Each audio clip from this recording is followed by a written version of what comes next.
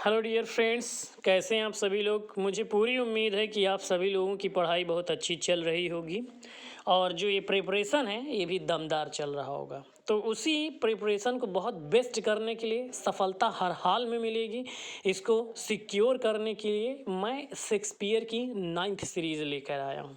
इससे पहले 8th part complete हो गया है। This one is 9th part and after that will become a lot of part also. This is why don't waste our own time and your time also. We will discuss the questions and with options. Let's start. तो question क्या कह रहा है। सबसे पहला question जो हमारा कह रहा है वो है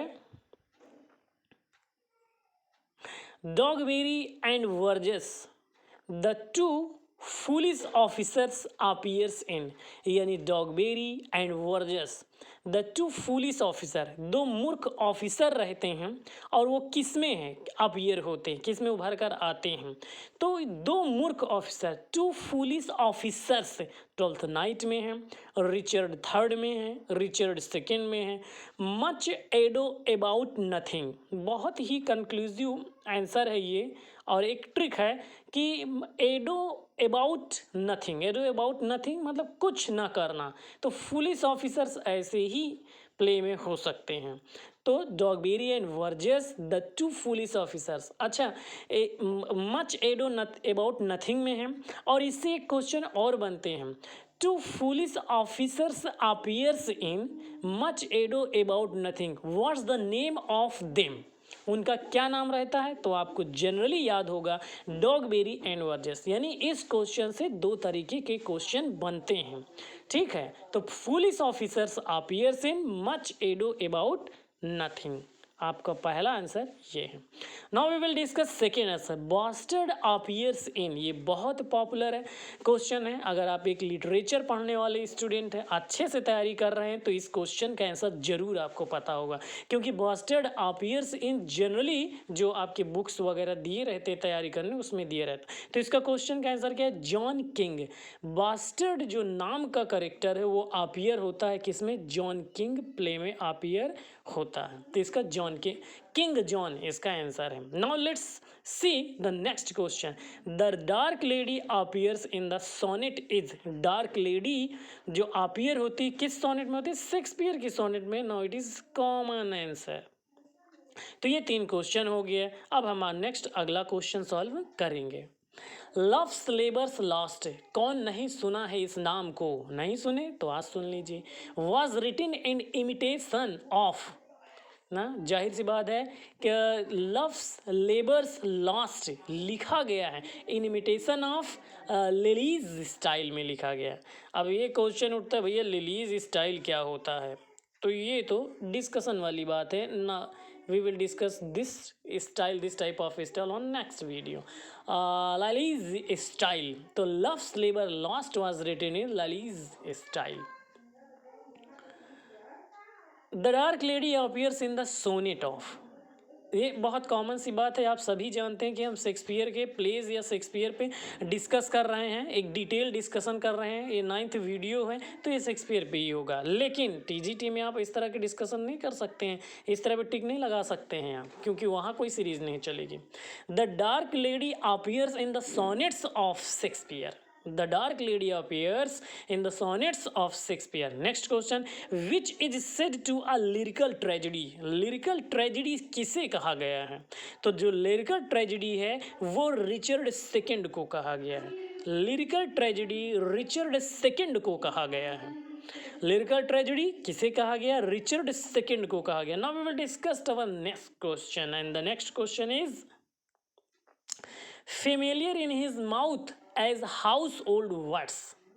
बात को समझिए, बहुत ध्यान से लाइन देखिए, it's a very important question, may be occur in your next exams. Familiar in his mouth as a household words, these words appear in, ये वर्ड्स किस में, हेनरी फिफ्थ में कहे गए हैं। ये वर्ड्स जो है हेनरी फिफ्थ में कहे गए। Familiar in his mouth as household words, Henry Fifth में कहा गया। Who request Orlando to not challenge the duke's wrestler, who request, किसने रिक्वेस्ट किया ऑर्लैंडो को टू नॉट चैलेंज, चैलेंज ना दो द ड्यूक्स रेसलर को। तो ये जो है रोजालिन ने कहा गया, बड़ी बुद्धिमान लेडी थी, इस करेक्टर के बारे में पढ़िए मज़ा आ जाएगा आपको। Who request Orlando to not challenge, वैसे होना चाहिए not to challenge the duke's wrestler, तो रोजालिन ने कहा गया है। देखिए सबसे इंपॉर्टेंट क्वेश्चंस अब तक का, इस वीडियो का सबसे important, the monologue a fool I met a fool, मैं एक मूर्ख से मिला ना, दैट इज फॉरेस्ट अकर्स। तो इसमें कहा गया, किसमें क्या, ये एज यू लाइक इट में कहा गया है, एज यू। क्या ये ऑप्शन सही है, आप मुझे बताएंगे कमेंट करके। अब देखिए यहाँ पे एक बात और है, ये दो तरीके से क्वेश्चंस पूछता है।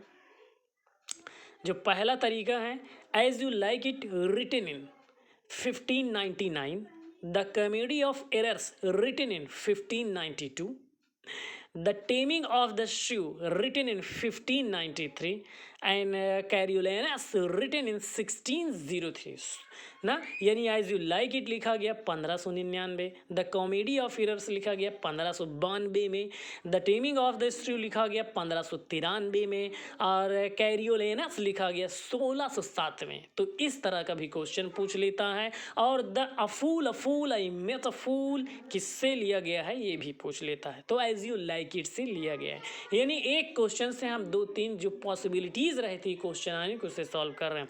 तो माय डियर फ्रेंड्स, बहुत ध्यान से ऐसे वीडियो को आप देखिए, और आपको लगता है कि ये ज़रा भी इंपॉर्टेंट है आपके लिए तो इसे सब्सक्राइब जरूर करिए। Next question, in Hamlet there are, कितने लाइन है हैमलेट में, बहुत इंपॉर्टेंट क्वेश्चन, और कई बार आप इसे पढ़ें लेकिन हर बार भूल जाते। 3924 लाइन्स है ना, लेकिन फोर्थ ऑप्शन हमने नहीं लिखा है, फोर्थ ऑप्शन है, I think I forget that. तो फोर्थ ऑप्शन इज 3925 ना। तो 2068 लाइन्स लिखी गई हैमलेट में, 3264 लाइन्स लिखी गई, 3924 लाइन। तो करेक्ट आंसर है 3924 लाइन्स हैमलेट में लिखी गई। बहुत बड़ी लाइन्स लिखी गई, बहुत ज़्यादा लाइन्स लिखी गई। In Antony and Cleopatra there are, कितनी लाइन लिखी गई एंटोनियो क्लियोपैट्रा में ना, हैमलेट में तो 3924 लिखी गई, एंटोनियो और क्लियोपैट्रा में 3964 लाइन लिखी गई। तो ये कंफ्यूज नहीं हो, ये रटने का विषय, थोड़ा रट लीजिए। I did not like rote method, but लेकिन मैं यहाँ पे अब कह रहा हूँ कि ये मेथड थोड़ा रटने वाला है। तो एंटोनियो एंड क्लियोपैट्रा में 3964 लाइनें लिखी गई हैं। इसी तरह टेम्पेस्ट में कितनी लाइन लिखी गई है, ये मैं अपने पहले की वीडियो में बताया हूँ, आप जाकर उसे जरूर देख लीजिएगा। Next question, next and last question I think, the Comedy of errors is an adaptation of a Latin comedy which is तो ये है मेनाकिमस लेटस। ये देखिए बहुत साफ नहीं आया है, तो मेनाकिमिक लाउटस लिखा हुआ है, fourth option is correct here, fourth option is correct here, so please try to understand this one, fourth option menaechmus lotus. I hope, मुझे पूरी उम्मीद है आप सब कुछ समझ में आए। If you able to understand, if you feel better after listening this type of video, please subscribe and like my videos. Thank you so much.